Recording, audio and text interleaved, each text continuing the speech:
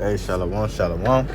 Hey, first and foremost, I would like to start off by giving all praises, honor, and glory unto Yahweh, by Hashem, Yahweh Shai, by Hashem, Mukakadash. Double honors to the apostles and elders of Great Millstone who rule well. Peace and blessings to the house of David the elect. I just want to bring out a lesson on Proverbs 24:10. If thou faint in the day of adversity, and this lesson was inspired by the elder Yashamamba. I suggest that you go watch that video. I forget the title of it, but I will put it in the description box, Lord willing. But I just want to add my own twist to it, just short and to the point. It says, if thou faint, Proverbs 24:10, it says, if thou faint in the day of adversity, thy strength is small. If thou forbear to deliver them that are drowned unto death, and those that are ready to be slain. If thou sayest, behold, we knew it not, do not he that pondereth the heart consider it, and he that keepeth thy soul doeth he know it, and shall not he render to every man according to his work? All right, but the point was in 10. If thou faint in the day of adversity, thy strength is small, right?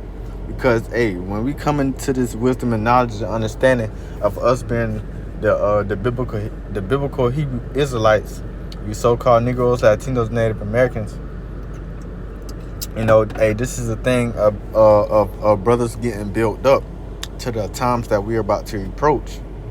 All right, this is not a thing of just boasting that you're Israelite, although it shows a little passion that that you're a son of God. But it's a thing, you gotta accept the sweet with the bitter too. It's a bitterness to this truth as well, and that bitter is the adversity that's gonna come along with this truth. Through the trials and tribulations that you're gonna go through throughout your daily life, even in the time of trouble. This can apply into the time of trouble because we all gonna go through that adversity in the times of trouble. The scriptures speak about the servant is not greater than his master. All right. So if thou faint in the day of adversity, thy strength is small. So you should be building yourself up to where your mental and spiritual strength is strong enough to bear the times to come. Because matter of fact, 1 Corinthians, is it 10 and 12? Let me see. 1 Corinthians chapter 10. Let me see. It might. Yeah, 1 Corinthians 10 and 13 says, there have no temptation taken you, but as Salakia. Let me read that again. Verse 13. There have no temptation taken you, but such as is common to man. But the Most High is faithful, who will not suffer you to be tempted above that ye are able, but will with the temptation also make a way to escape, that ye may be able to bear it. Right. So the adversity you're gonna go through in your daily walk, it's because the Lord gave you the amount of portion that you're able to bear. He's not gonna put nothing that you can't handle. A lot of brothers, get weak-hearted, or they faint in a time of adversity. But the Lord said He will never put something on you that you can bear. So apparently, whatever you're going through right now, apparently you can bear it because the Lord put it on you. It's just some brothers just be being weak, man. You gotta be strong, man. All right, and know that you're gonna get through it, and know that the Lord is with you every step of the way. But back again to Proverbs. Back in Proverbs 24. Proverbs 24 and 10. It says, if thou faint in the day of adversity, thy strength is small. So you can't faint in the day of adversity.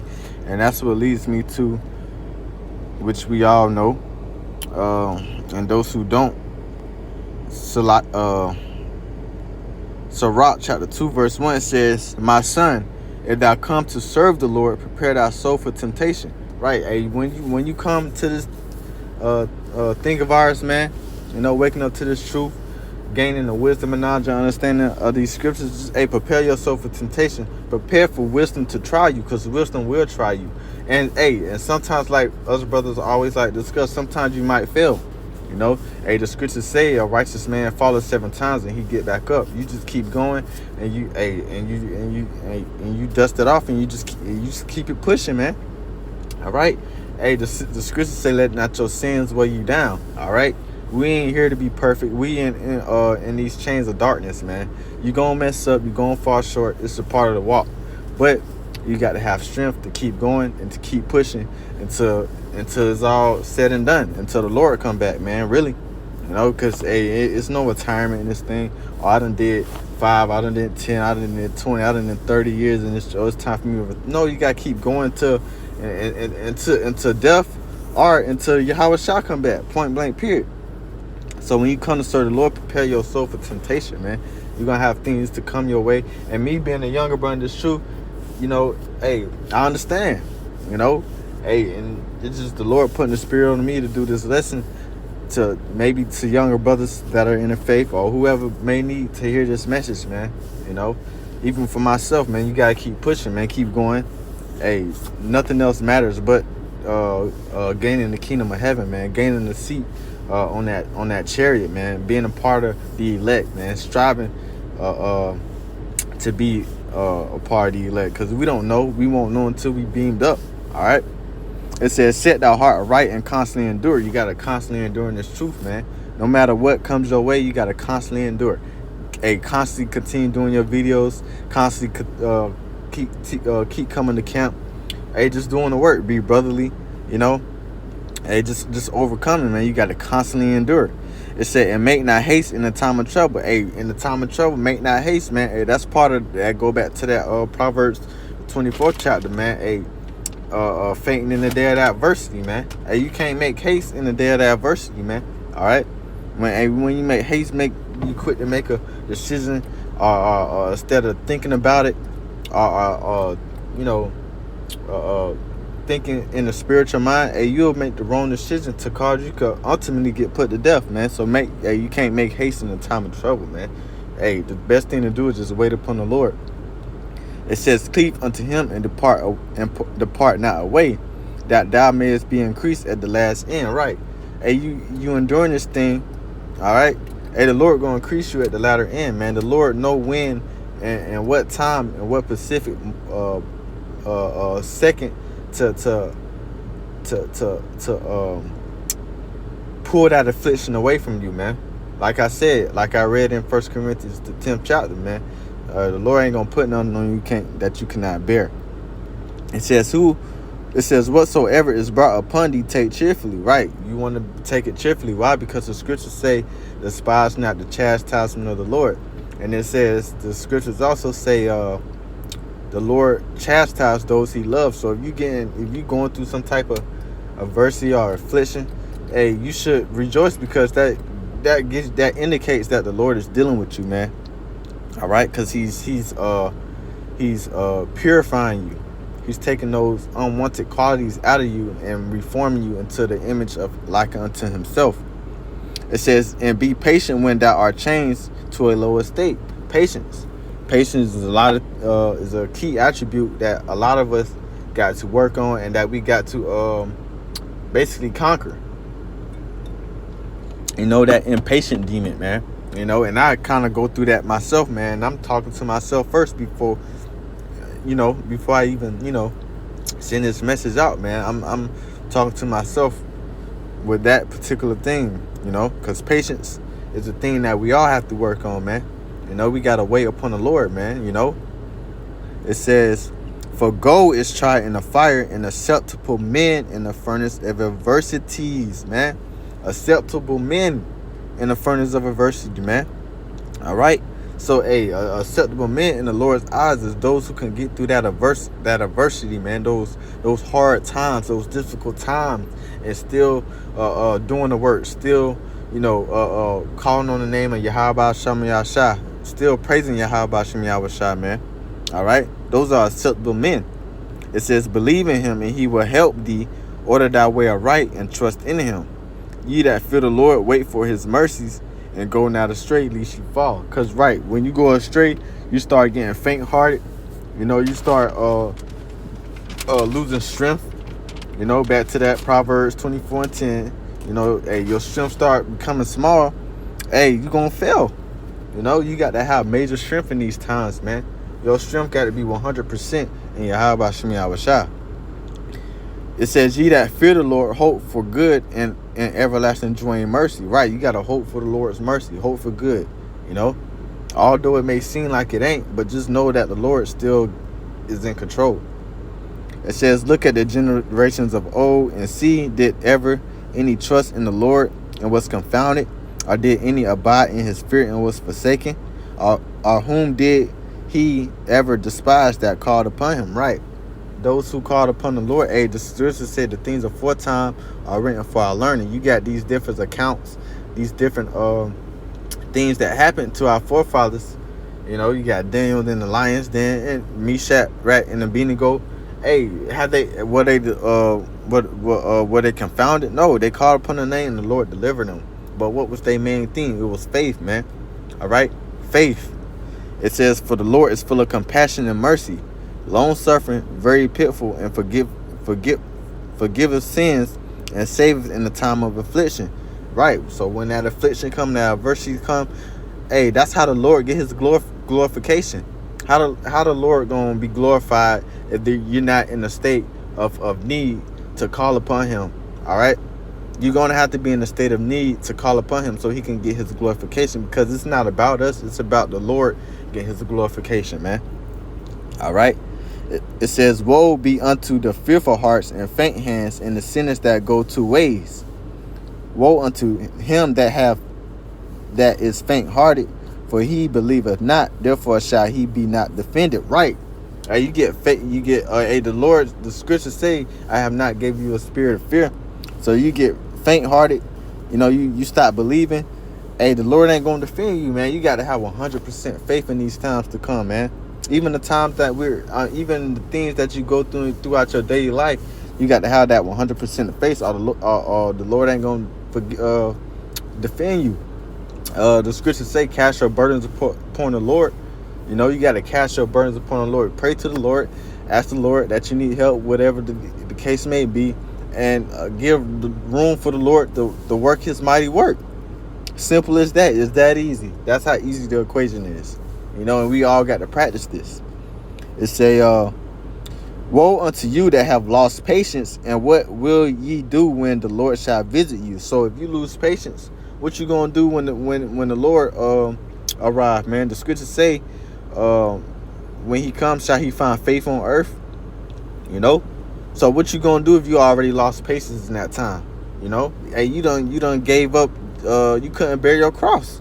All right, and this is what leads me to and I'm gonna close it out on this. This is Luke chapter 14, verse 27. It says, and whosoever do not bear his cross and come after me cannot be my disciple. So if you can't bear your cross, hey, the scriptures say, matter of fact, let me grab it real quick.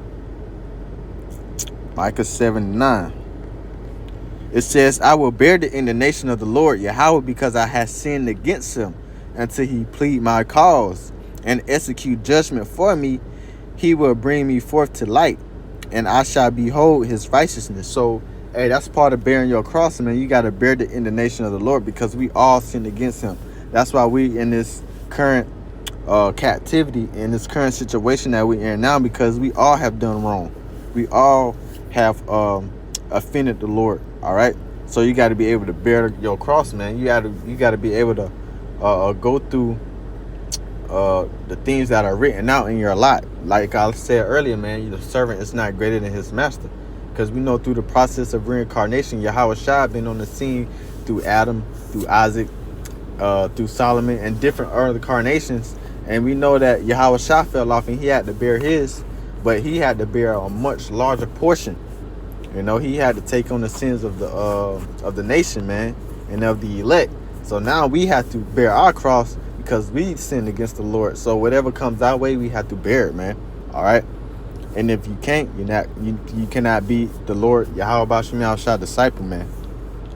It says, for which of you intend to build a tower, sit not down first and count up the cost. You got to count the cost in this thing. You got to know what you're involved in.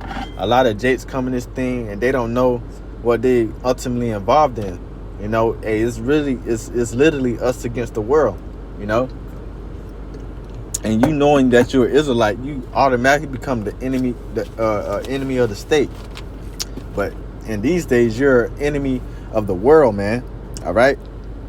And these are the times that we're in. A lot of Jakes don't know what they're involved in, so you got to count the cost, man. You got to know, do you really want to be a part of this thing? But hey, at the end of the day, you don't even have that choice because it's already written out for you. And once you know, you already, you just got to keep going. You just got to build from there. It says, whether he have sufficient to finish it, least happily after he laid the foundation and is not able to finish it, all behold is begin to mock him.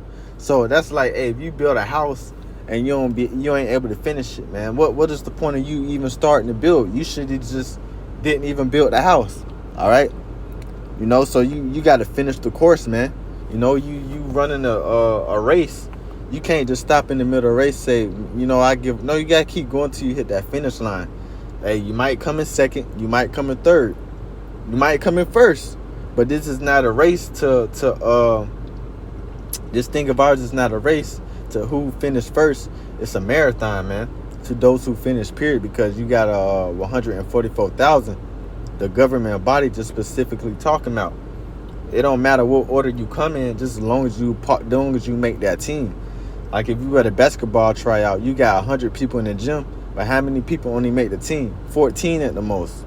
14, yeah, about 14 people at the most. At the least 12. And those 12, out of all those 100 people, only 12 make it. It's the same with this truth. All right? You got to be able to finish to make the team, man. All right? It says, saying this man began to build and was not able to finish. Or what king goeth to make war against another king instead of knock down first and consult whether he be able with 10,000 to meet him that come against him with 20,000. So yeah, man, hey, you got to be able to, hey, you got to stand on what you been involved in, man. You can't just quit, man, because hey, men don't quit. Men keep going and we finish it, man. No matter what type of punches we got to take or what adversity that comes our way, you got to keep going, man. So with that, man, that was it. You know, Lord willing, through the Spirit, this lesson was edifying. I want to give all praise, honor, and glory to Yahweh, Ba'ashem, Yahweh Shai, Ba'ashem, Kakadash. Again, double honor to the apostles and elders, the great millstone who well. Peace and blessing to the house of David elect. Hey, Shalom.